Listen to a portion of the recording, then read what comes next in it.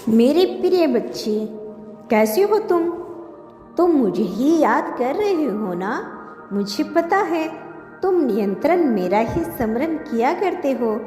तुम मुझसे बात करना चाहते हो, तुम मुझे अपनी बातें बताना चाहते हो और इसीलिए मैं आज तुमसे कुछ कहने आया हूँ। मेरे प्रिय बच्चे, मैं जानता हूँ कि हर बार तुम्हें इस्तेमाल किया गया है, लोगों के द्वारा तुम उपयोग किए गए हो, लेकिन तुम्हें दुख तब हुआ जब वह जिन्हें तुम अपना मानते थे, जिन्हें तुम अपना सबसे अजीज मानते हो, उनके द्वारा तुम्हारा इस्तेमाल किया गया। जब उनके द्वारा तुम्हें धोखा दिया गया, हर किसी ने अपने मतलब के लिए तुम्हारा प्रयोग किया और मतलब पूरा हो जाने पर तुम्हारा साथ देने के बजाय तुम्हें छोड़ दिया। मेरे प्रिय बच्चे, मैं जानता हूँ कि तुम लोगों के समक्ष जाकर हंसा करते हो, किंतु उसके पीछे जो पीड़ा होती है वह केवल मैं ही समझता हूँ। मुझे पता है कि तुम कितने खुश हो और कितने दुखी भीतर से हो। तुम क्या महसूस करते हो, मैं वह भी जानता हूँ। मेरे बच्चे, जो मैंने देखा है वह कोई और नहीं देख सकता। मैंने देखा है कि तुमने किस तरह अपनी खुशियों का त्याग किया है अपनों के लिए, उनके लिए जो तुम्हारे अपने ही परिवार के सदस्य हैं, उनके लिए जिन्हें तुम अपने दिल से भी ज़्यादा चाह कर, उस व्यक्ति के लिए भी जिसे तुम अपना सब कुछ मानते आए हो। हर किसी के लिए तुमने त्याग किया, तुम पीछे नहीं हटे। तुमने कुछ देने के लिए, कुछ कुर्बान करने के लिए भी जरा भी संकोच नहीं किया।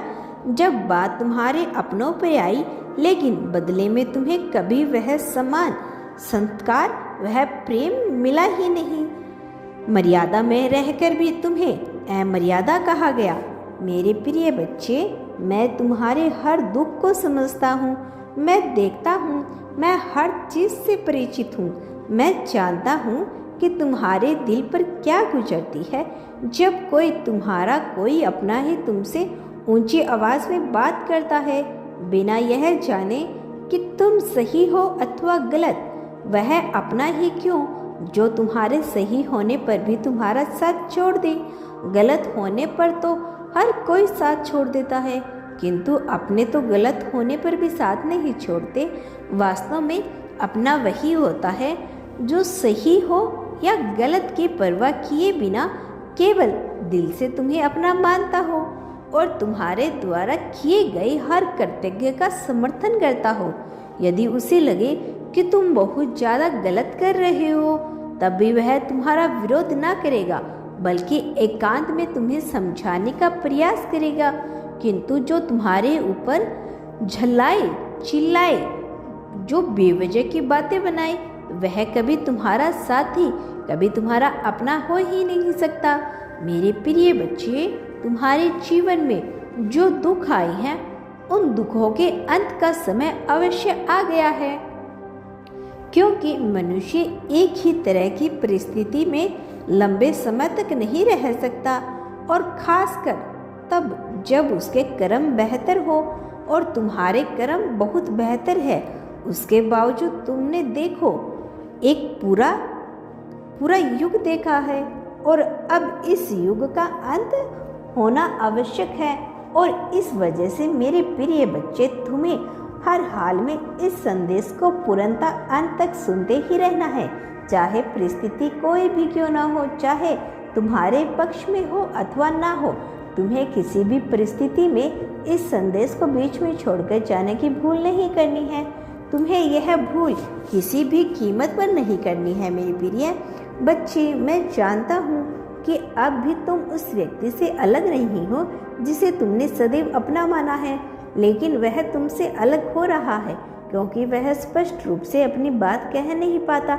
चाहे वह तुम्हारे भविष्य की बात हो, चाहे तुम्हारी अपनी कोई निजी बात हो, तुम्हें उससे ना खुलकर बात पाते हो, ना ही वह समझ पाता है। ऐसा नहीं है कि उसके मन में प्रेम नहीं है, किंतु प्रेम का होना और प्रेम का दर्शाया जाना दोनों आवश्यक है।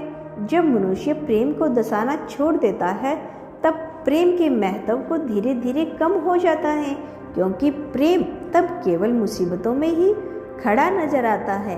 अन्याय की स्थिति से वह प्रेम जैसा लगता ही नहीं है।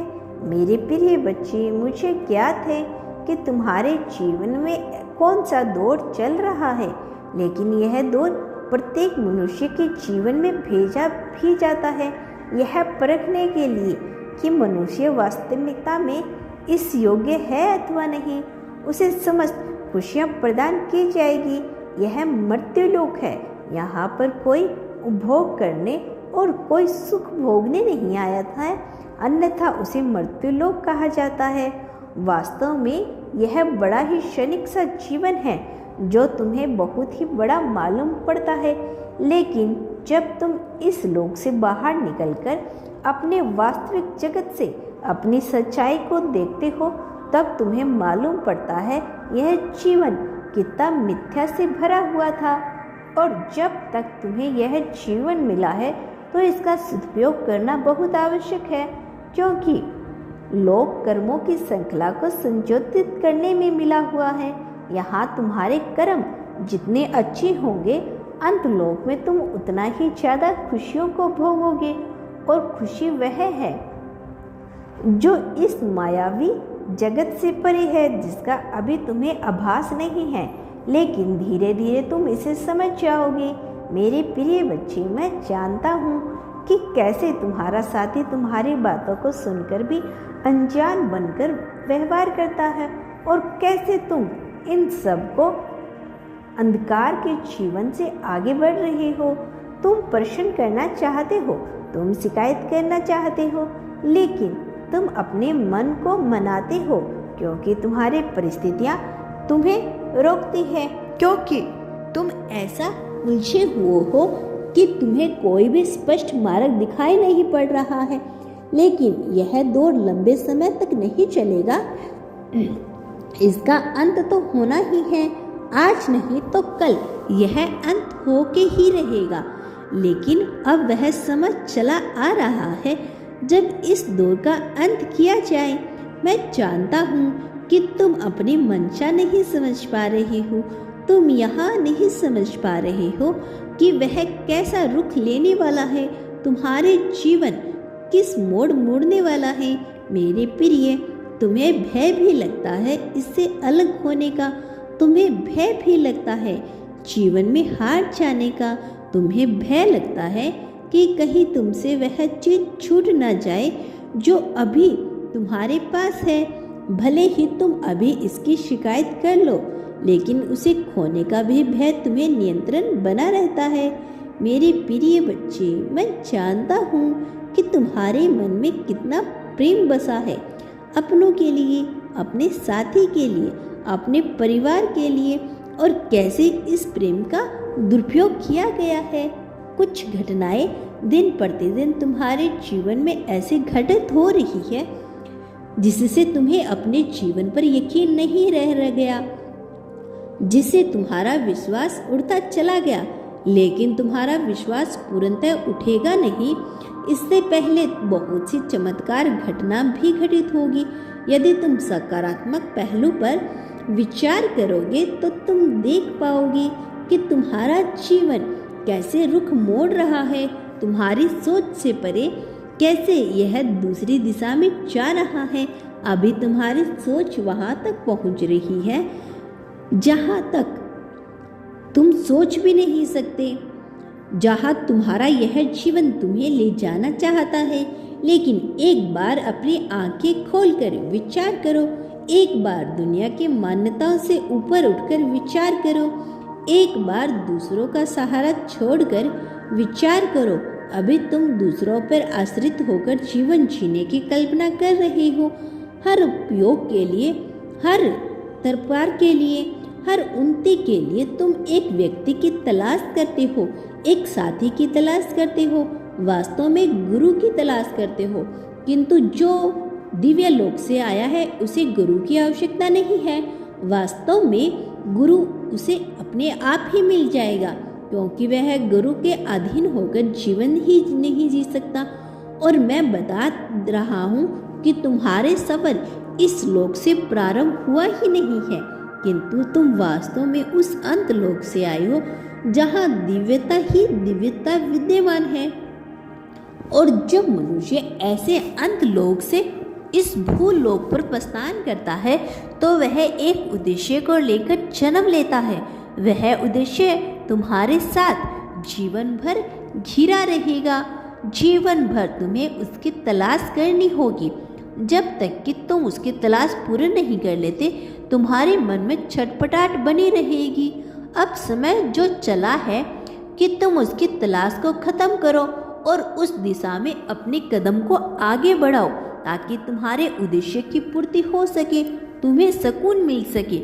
एक ऐसा सुकून जो अब तक इस भूलोक में बहुत ही कम लोग भोग पाए हैं, जिसे प्राप्त करने के बाद मनुष्य का दुख का आभास भी नहीं होता, जिसे प्राप्त करने के बाद उसे चारों ओर प्रेम ही नजर आता है। तुम ऐसे ही जीवन को पाने के लिए ललायत हो और तुम ऐसे ही जीवन को पाने के हकदार भी हो, किंतु तुम्हें थोड़े से प्रयत्न करने होंगे। सर्वप्रथम तुम्हें अनिवार्यता को समझना होगा। मैं जानता हूँ कि तुम उलझे हुए रहते हो और यह उलझन तुम्हें खाई जा रही है, लेकिन एक बार अपने उलझन से बाहर निकल कर देखो। एक बार वह देखने का प्रयास करो जो नियति तुम्हें दिखाना चाहती है। एक बार वहां झांकने का प्रयत्न करो जहां से तुम्हारा उदय हुआ है। वास्तव में तुम अपने इतिहास को खोखले करने का प्रयास करो। जब एक बार तुम आलंकन करना प्रारंभ कर दोगे तो सारी चीजें स्पष्ट रूप से तुम्हारे समक्ष प्रत्यक्ष दिखने लगेगी और अब तुम्हें एहसास होगा कि तुम्हारा इस जन्म तुम्हें दुष्टता होने के लिए मिला है, लेकिन तुम स्वयं को इस प्रकृति से अलग मानकर, इस जीवन के तत्वों से अलग मानकर इस दुखियारी मनुष्य के रूप में रहते हो, देखते हो, जिसे सताया गया है। वास्तव में तुम्हारे सामने जो अवसर है, तुम्हें उसे झांकना होगा। तुम्हें अपने संसाधनों पर गौर करना होगा। अपने अतीत को देखकर, अपने साधनों को देखकर तुम्हें एक स्पष्ट अनुमान लगाना होगा कि तुम्हें किस दिशा की ओर बढ़ना है, और यह सब कुछ तुम कर सकते हो। इसके लिए तुम्हारी लेखनी तुम्हारा हथियार साबित होगी। जब तक तुम इसे स्पष्ट रूप से लिखो नहीं, तब तक तुम्हें यह समझ नहीं पाओगे कि मैं क्या कहने का प्रयास कर रहा हूँ। तुम अपने अतीत को लिखते जाओ। तुम लिखते जाओ कि तुम्हारे पास वास्तव में कौन से कौशल संसाधन मौजूद है और तुम्हारे पास वास्तव में क्या करने की क्षमता है। जब तुम अपनी क्षमताओं और संसाधनों का सदुपयोग करके एक साथ उन्हें मिला लोगे, तब तुम वहां पहुंच जाओगे जहां पहुंचने के लिए तुम्हें बनाया गया है, क्योंकि इस तरह से तुम निर्माण करोगे, सर्जन करोगे एक ऐसे हथियार का जो प्रकृति के लिए चलाई जाती है, ना कि विध्वंस का। संहार के लिए तुम अपने आप को इस ब्रह्मांड के रूप में सम्मिलित होता हुआ पाओगे, जो इस संसार की रचना का कारण दायक है। प्रिय बच्चे, मैं जानता हूँ कि तुम्हारे मन में कैसी कैसी बेचैनी चलती रहती है, किस तरह से तुम छटपटाते हो और किस तरह से तुम्हें कोई मार्ग नजर नहीं आता। लेकिन तुम अब तक जिस सफर में आगे बढ़कर आए हो, तुम एक बार उसका गौर करो और एक बार उस पर अपना दिमाग लगाओ। तुम पाओगे कि अब तक तुमने जो जीवन जिया है, उस जीवन के पीछे बहुत से कारण समाहित थे, और यही कारण ही तुम्हारे जीत के कारण बनेंगे, तुम्हारी जीत के उत्तरदायी बनेंगे।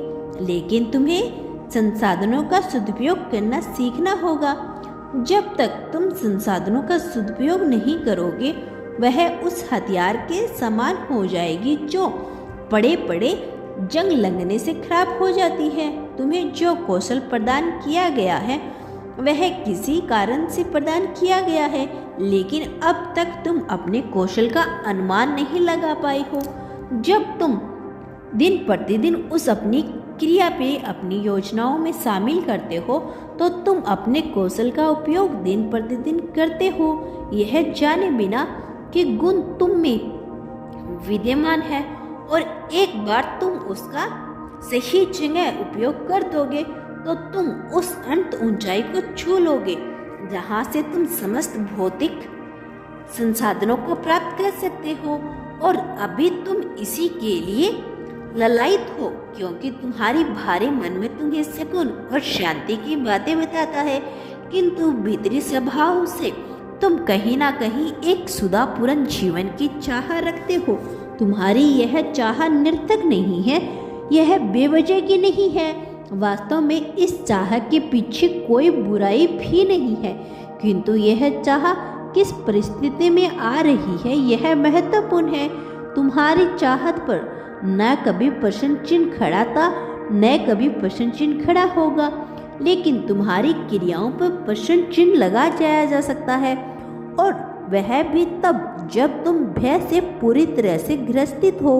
जबकि मैं तुम्हें नियंत्रण यह बता देना चाहता हूँ, तुम्हें भयभीत होने की आवश्यकता नहीं है। फिर भी तुम भय से धूमिल हो रही हो, भय की कीचड़ में डूबते जा रही हो।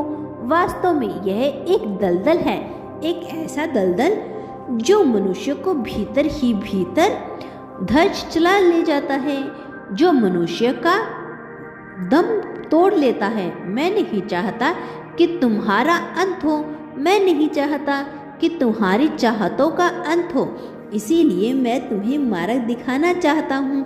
इसीलिए तुम्हारी अंगुली पकड़कर तुम्हें सही दिशा में ले जाना चाहता हूँ। मैं चाहता हूँ कि तुम चुनाव करो, मैं चाहता हूँ कि तुम आलिंगन करो, मैं चाहता हूँ कि तुम स्वयं से सृजनात्मक धारा में बह चलो। जब तुम सृजनात्मक धारा में अपने कदम बढ़ाओगे तो तुम सटीकता का चुनाव करोगे, लेकिन जब तक तुम सृजनात्मक धारा में अपने कदम नहीं बढ़ाते तुम वास्तव में सटीकता की तरफ बढ़ नहीं सकोगे, बल्कि एक ऐसे धुंधले रास्ते पर चल पड़ोगे जहाँ ना तुम्हें कोई मंजिल दिखाई देगी, ना ही कोई सफर। वहाँ वास्तव में तुम केवल परेशान होगे। मैं नहीं चाहता कि तुम परेशान हो, इसीलिए मैं तुम्हें यह बता देना चाहता हूँ मेरे प्रिय बच्चे कि तुम अपनी लेखनी का उपयोग करना होगा। तुम्हें शांति के साथ बैठकर यह देखना होगा, यह समझना होगा कि ऐसा कौन सा कार्य है जो तुम दिन रात कर सकते हो, जिसके लिए तुम्हें धन की आवश्यकता, सम्मान की आवश्यकता नहीं हो, जिसमें तुम्हारा मौलिकता अपने आप ही प्रस्तुत हो जाए। हाँ मेरे बच्चे, तुम्हें अपने भीतर उतरना है, संतोष की सीढ़ी से आगे चढ़कर तुम्हें वहाँ पहुँचना है, जहाँ पहुँचने के बाद तुम्हारा जीवन तुम्हें स्वयं ही धन्य कहने को मजबूर हो जाए। मेरे प्रिय बच्चे, जरा आलिंगन करो अपने उन क्रियाओं का जो तुम नियंत्रण करते हो, आलिंगन करो अपनी सोच का जो तुम नियंत्रण सोचते रहते हो। तुम्हारी सोच में कितनी शिकायत, कितनी प्रशंसा भरी पड़ी है, इसका विचार करो। यह छोटी प्रशंसा नहीं है, वास्तविक प्रशंसा की बात है। तुम पाओगे कि प्रशंसा का पूरा स्थान खाली है। तुम्हारा कल्याण हो मेरे बच्चे, मैं सदैव तुम्हारे साथ हूँ। मैं जल्द लौटूंगी अपना अगला संदेश लेकर। मेरे अगले संदेश की प्रतीक्षा करना मेरे बच्चे। जब इस संसार का प्रत्येक मनुष्य तुम्हारे खिलाफ हो जाए, जब हर कोई जीव नजीव सजीव तुम्हारा विरोध रहेगा, तब भी मैं तुम्हारा साथ दूंगा। यह बात कभी भी मत भूलना।